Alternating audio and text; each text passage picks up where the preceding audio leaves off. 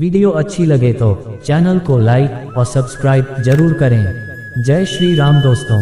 एक राज्य में एक पराक्रमी राजा का शासन था। उसकी कोई संतान नहीं थी। ढलती उम्र के कारण राज्य के भावी उत्तराधिकारी को लेकर वह अत्यंत चिंतित था। अनेक वैद्यों को दिखाने के बाद भी वह संतान सुख से वंचित ही रहा। अंततः उसने राज्य के ही किसी योग्य नवयुवक को राज्य की बागडोर सौंप देने का निश्चय किया। भावी उत्तराधिकारी के चयन हेतु उसने योग्यता परीक्षण का आयोजन किया। इस हेतु एक शानदार महल का निर्माण करवाया गया। महल के दरवाजे पर गणित का एक समीकरण अंकित कर पूरे राज्य में घोषणा कर दी गई कि राज्य के सभी नवयुवक महल का दरवाजा खोलने को आमंत्रित हैं। दरवाजे पर अंकित समीकरण हल कर दरवाजा खोलें। जो दरवाजा खोलने में सफल होगा उसे महल उपहार स्वरूप प्रदान किया ही जाएगा और साथ ही राज्य का उत्तराधिकारी भी घोषित कर दिया जाएगा। घोषणा के दिन से ही उस नवनिर्मित महल में नवयुवकों का तांता लग गया। सुबह से लेकर शाम तक नवयुवक वहां आते और दरवाजे पर अंकित गणित के समीकरण को हल करने का प्रयास करते, किंतु आश्चर्य की बात थी कि कोई भी उसे हल नहीं कर पा रहा था। कई उसे लिखकर या याद करके जाते और घर पर उसका हल निकालने का हर संभव प्रयास करते, किंतु फिर भी असफल रहते। कई दिन बीत गए। राज्य के बड़े से बड़े गणितज्ञ भी उस समीकरण का हल निकाल पाने में असमर्थ रहे। तब राजा ने दूसरे राज्यों के गणितज्ञों को आमंत्रित किया। दूसरे राज्य के गणितज्ञ आए और गणित का वह समीकरण हल करने लगे। जैसे जैसे दिन ढलता गया एक एक करके गणितज्ञ वहां से जाते गए। अंत में मात्र 3 लोग शेष बचे। उनमें से 2 दूसरे राज्य के गणितज्ञ थे, किंतु तीसरा गांव का ही एक साधारण सा युवक था। दोनों गणितज्ञ जहां गणित का समीकरण हल करने में लगे हुए थे, वहां युवक एक कोने में खड़ा होकर उन्हें देख रहा था।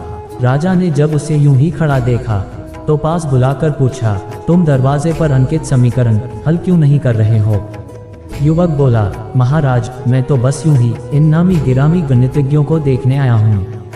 ये अपने राज्यों के इतने बड़े गणितज्ञ हैं, इन्हें समीकरण हल करने दीजिए। यदि इन्होंने हल निकाल लिया तो राज्य के उत्तराधिकारी बन जाएंगे। इससे बड़ी खुशी की बात और क्या होगी। यदि ये समीकरण हल नहीं कर पाए तब मैं कोशिश करके देखूंगा। इतना कहकर युवक एक कोने में बैठकर गणितज्ञों को देखने लगा। पूरा दिन निकल गया और शाम घिर आई, किंतु दोनों गणितज्ञ समीकरण हल नहीं कर पाए। उनके मस्तिष्क में पूरे दिन मात्र एक ही प्रश्न घूम रहा था कि आखिर इस समीकरण में ऐसा भी क्या है, कैसे ये हल होगा, कैसे महल का ये दरवाज़ा खुलेगा। पूरा प्रयास करने के बाद भी वे समीकरण हल नहीं कर पाए। जब उन्होंने हार मान ली तो कोने में बैठा युवक उठकर दरवाजे के पास गया और जाकर उसे धीरे से धक्का दे दिया। जैसे ही उसने दरवाजे को धक्का दिया, दरवाज़ा खुल गया। दरवाज़ा खुलते ही लोग उससे पूछने लगे कि तुमने ऐसा क्या किया कि महल का दरवाज़ा खुल गया? युवक बोला, जब मैं बैठकर सबको गणित का समीकरण हल करते देख रहा था तो मेरे दिमाग में विचार आया कि हो सकता है कि दरवाज़ा खोलने का कोई समीकरण ही न हो। इसलिए मैं गया और सबसे पहले जाकर दरवाजे को धक्का दे दिया। दरवाज़ा खुल गया। दरवाजे खोलने का कोई समीकरण था ही नहीं। उसका उत्तर वहां उपस्थित राजा ने भी सुना और बहुत प्रसन्न हुआ। उस युवक को वह महल भी दिया गया और राज्य का भावी उत्तराधिकारी भी घोषित कर दिया गया।